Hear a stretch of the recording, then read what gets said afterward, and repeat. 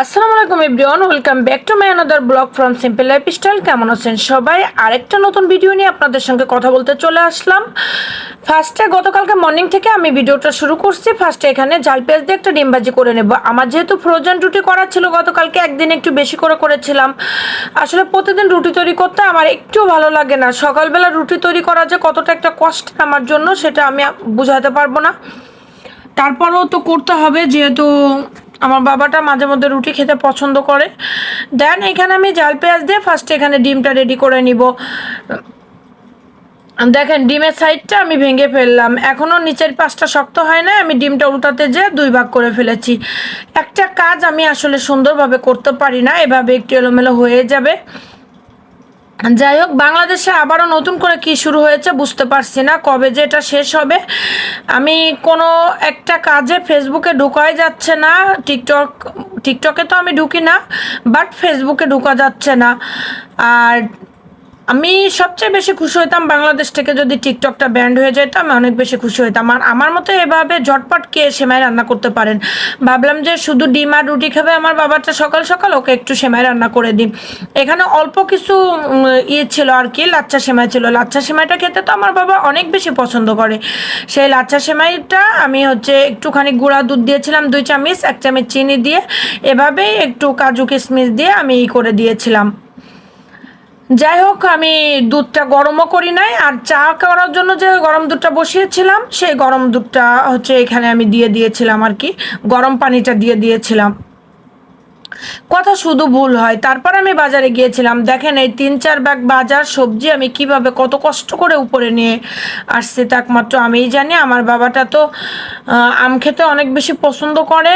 দেন ওর জন্য কিছু আম এনেছিলাম বাজার থেকে। আর এই সবজিগুলো আজকে আমি গোছানোর সময় পাইনি। গোছানো মানে অন্যদিন তো সাজিয়ে গুছিয়ে সুন্দর করে আমি ভিডিও আপলোড করি, বাট আমার হাতে সময় খুবই কম ছিল, খুবই কম ছিল সময়, তাই আমি এভাবে ভিডিওটা নিয়েছি আর কি।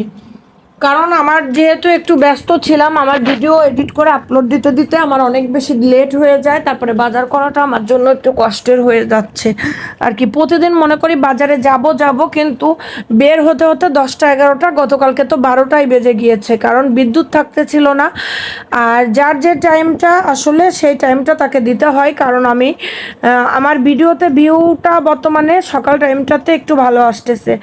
কিন্তু এর ভিতরে একটা বিষয় হচ্ছে, আমি যদি একটু সুন্দর করে মানে কি একটু সময় নিয়ে আস্তে আস্তে ভিডিওগুলো আপলোড করতে পারি, তাহলে কিন্তু আমার ভিডিওতে ভিউজটা একটু বেশি আছে। বাট এতটা সময় তো আমার হাতে নাই। আমি যে সারাদিন মোবাইলের পিছনে সময় দিব, এটা আমার পক্ষে আসলে পসিবল না। আমার সংসার আছে, বাচ্চা আছে, আমার একা হাতে আমাকে ঘর বাইরে দুটাই সামলাতে হয়। আমি যে শুধুমাত্র একজন কন্টেন্ট ক্রিয়েটার এটা নয়, আমার তার পাশাপাশি আমার আরও অনেকগুলো দায়িত্ব পালন করতে হয়। আমি কোনো হেল্পিং হ্যান্ড দ্বারা আমার কোনো কাজ করাই না, কিংবা আমি পছন্দও করি না। আমি নিজে হাতে আমার নিজের সব কাজ করতে পছন্দ করি। এই বাজার ভিডিওটা আসলে 2বার এসেছে আমার, যেহেতু 8 মিনিট ভিডিওটা মেক করতে হবে, 8 মিনিট হয়েছিল না। ভিতরে আমার বাবাকে আম কেটে দিয়েছিলাম, লাচ্ছি এনেছিলাম, ওই যে স্কুলের যে পচা লাচ্ছি আছে 10 টাকা দামের, কি টিস্যু ভিজানো পানি, ওইটা কিনে কিনে খায়। আমি ওকে অনেক বকা দিয়েছিলাম, পরে বলছিলাম যে আমি তোমাকে লাচ্ছি এনে দেবো, তাই লাচ্ছি এনে দিয়েছিলাম। আইসক্রিম খেয়েছিল। মানে গতকালকে আমি ওকে ভাত দিতে পারি নাই টিফিনে যখন আসছিল, বাট অনেক কিছুই খাইয়েছিলাম আমার বাবাকে। এটাতে আমার বাবা অনেক বেশি খুশি হয়ে গিয়েছে। আর ছোটো বাচ্চা ঘরে থাকলে তো একটু টুকিটাকি খাবার দাবার আনাই লাগে। তারপর এখানে আমি রান্না করতে চলে আসলাম। এটা কিন্তু চিচিঙ্গা। অনেকে মনে করে যে চিচিঙ্গা শুধুমাত্র ডিম দিয়ে ভাজি করে খাওয়া যায়, বাট আমি এভাবে গতকালকে রান্না করেছিলাম। আমার কাছে কিন্তু অনেক বেশি মজা লেগেছে। আমাদের এখানে তো আসলে চিংড়ি মাছ দিয়ে রান্না করে খুলনাতে। আমার কাছে যেহেতু চিংড়ি মাছটা নাই, সেহেতু আমি এভাবে রান্না করেছি। কালারটা দেখতে তো মাশাল্লাহ অনেক সুন্দর হয়েছে, খেতেও কিন্তু অনেক বেশি মজা হয়েছিল। তবে দুপুরে কোনো টেস্ট পেয়েছিলাম না, যেহেতু খাবার খেতে খেতে অনেক বেশি লেট হয়ে যায়। রাতে পড়া শেষ করার পর যখন খেয়েছি, তখন আমার কাছে আর একটু বেশি ভালো লেগেছে খাবারটা যখন ঠান্ডা হয়েছে। আর যে কোনো খাবারই দেখবেন ঠান্ডা হলে খাবারের টেস্টটা একটু ভালো আসে। দেন এখানে আমি সুন্দর করে এখানে আমি সবজিটা ফার্স্টে কষিয়ে নিব। সবজিটাকে ফার্স্টে এখানে যেহেতু পাবদা মাছ একটু নরম মাছ, এর জন্য আমি মাছটা তুলে নিয়েছি। আসলে এই ছোট পিস করে তারপরে 2টা মাছ আস্ত ছিল, এটাকে আমি রেখেছিলাম হচ্ছে করার জন্য। আমার বাবা যেহেতু পাবদা মাছের চচ্চড়িটা সেদিন অনেক বেশি পছন্দ করেছে, কাঁঠালের বিচি দিয়ে আলু দিয়ে পাবদা মাছ, এর জন্য রেখেছিলাম। বাট ভাবলাম যে একটুখানি মাছ দিয়ে করে দেয়। আমার বাবাটা মাছ ছাড়া আসলে মানুষ তো শুধু তরকারিও সবজি হিসেবে রান্না করে খায়, খেতে চায় না, তবে মাঝে মধ্যে খেতে হয়, যখন থাকে না তখন তো আসলে খেতে হয়। দেন এইখানে আমি সবজিটা কষানো সুন্দরভাবে কষানো হয়ে গেলে জলের পানি দিয়ে দিয়েছি। জলের পানিটা ফুটে আসলে আসলে মাছ দিতে হয়, যেহেতু মাছটা আমি কষিয়ে নিয়েছি 10 মিনিটের মতো। বাট আমার হাতে এত বেশি সময় ছিল না, তাই আমি একটা কল আসার কারণে ভয়েসটা দুই ভাগে ভাগ হয়ে গেল। আসলে দুই ভাগে ভাগ হয়ে গেলে ভয়েসটা শুনতে ভালো লাগে না, আসলে আমার ফোনটা সাইলেন্ট করতে মনে থাকে না, এই অভ্যাসটা আসলে আমার ভিতরে নাই। বাট আমার বাবাটা অনেক সময় করে রাখে, কারণ ওর প্রয়োজনে ও করে।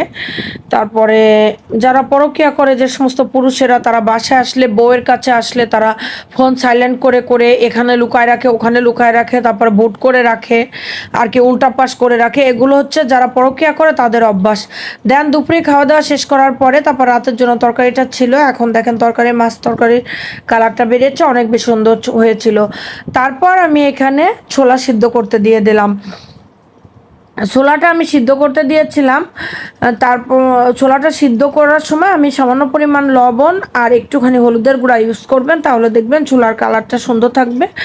দেন এখানে আমি দুপুরে সব মশলা একসঙ্গে গুছিয়ে রাখছিলাম, পেঁয়াজ, তারপর আদা রসুন পেস্ট, শুকনো লঙ্কা, গোটা গরম মশলা, আর হচ্ছে কাঁচা লঙ্কা, আর কি দিয়েছিলাম, লবণ, হলুদ, মরিচের গুঁড়া, ধনিয়া গুঁড়া, জিরা গুঁড়া, সব কিছু দিয়ে আমি একসঙ্গে এখন পানি দিয়ে মশলাটা সুন্দরভাবে কষিয়ে নিব।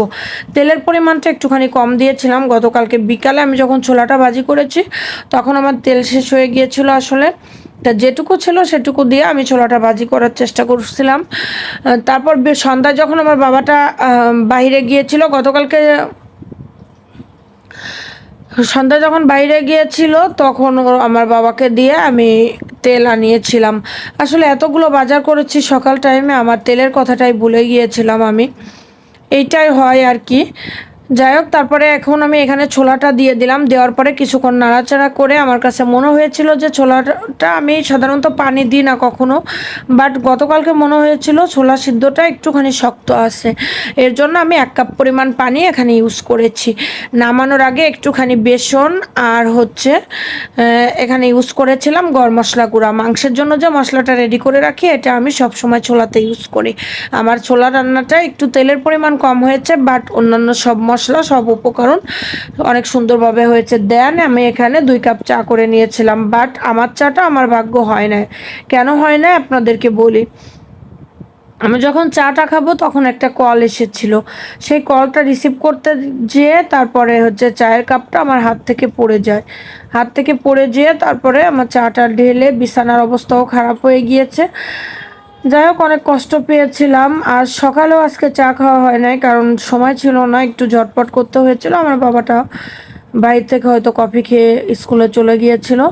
আল্লাহ হাফেজ, ভালো থাকবেন সবাই, সুস্থ থাকবেন, আমাদের জন্য দোয়া করবেন, নেক্সট ভিডিওর জন্য অপেক্ষা করবেন।